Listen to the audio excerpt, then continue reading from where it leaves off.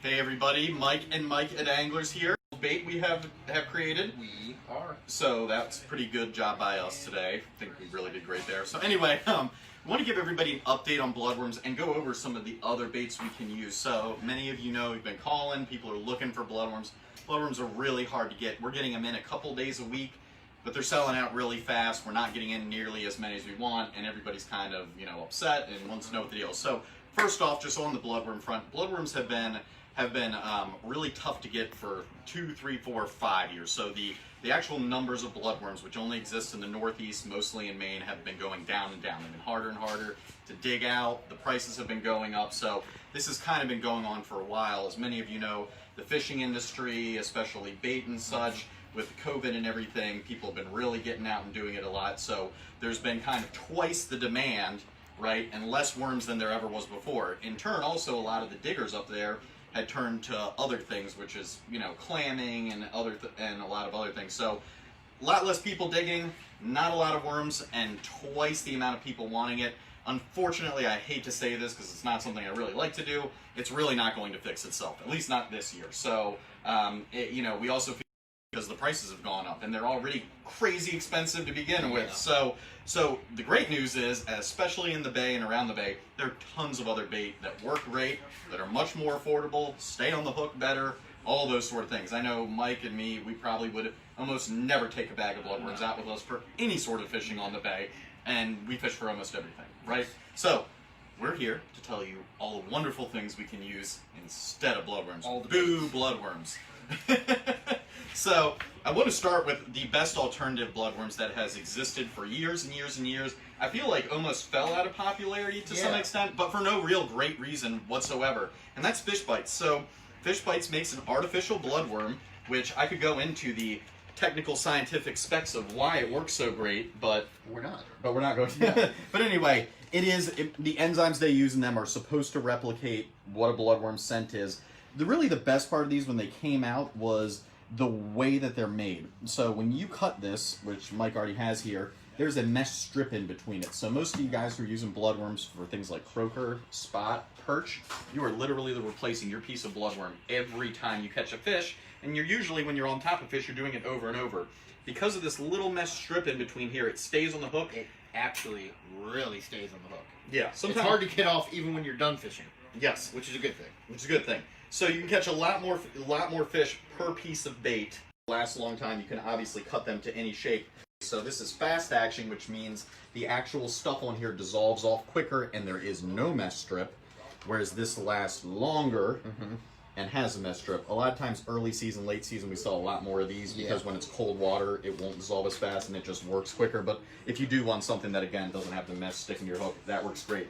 They also make a lot of different scents, which are crab, clam, shrimp, I know we sell. They honestly all work. So,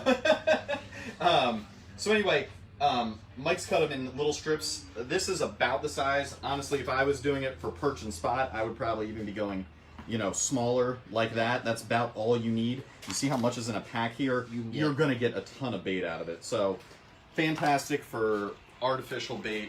Rigging them on these little sabikis. Yes.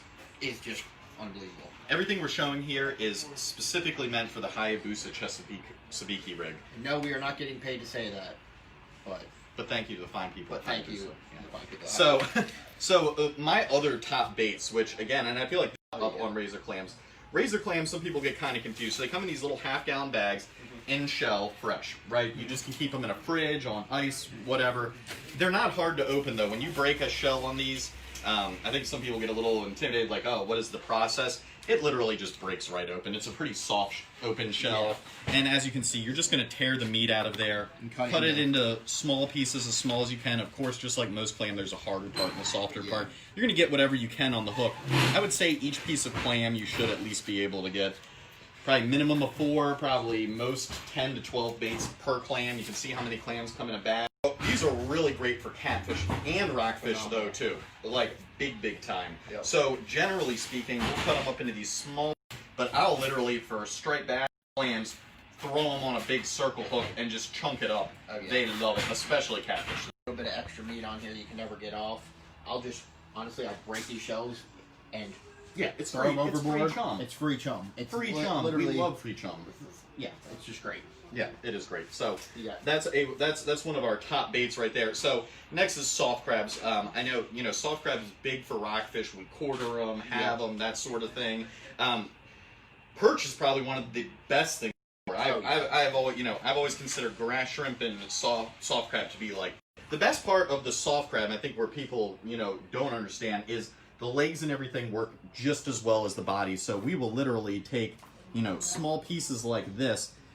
That's 2 baits right there, and that's just a piece of leg.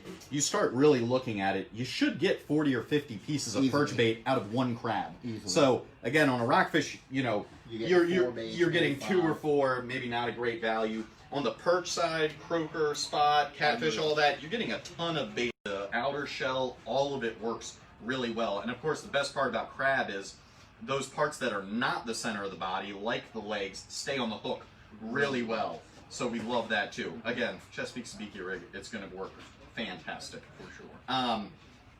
So going down the line, we've got our other worms here.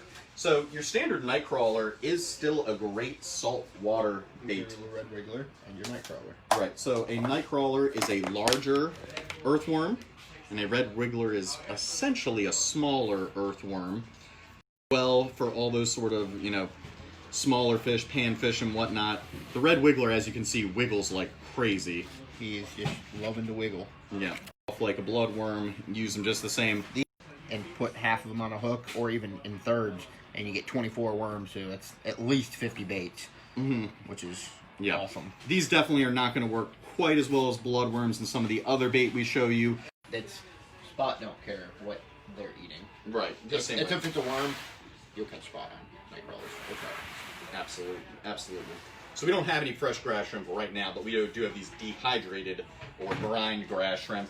Grass shrimp, like I just said, they're like crack. And one of the main fish crack, one of my favorite parts of grass shrimp, though, is the lack of cutting. So I've always loved fishing with grass shrimp because you don't have to cut it. And we get tons of people who, they don't want the dirt from this, they don't want all the crab juice everywhere. So grass shrimp, just real simple. So the hook will literally just go right through its mouth, and it'll just curl right on there. And they work really good. Yeah. I have actually used these. They don't work as well as live grass shrimp, but they work really well. Yeah. They do work really well. And we should have grass shrimp for the most part going forward here. So what else do we have to talk about?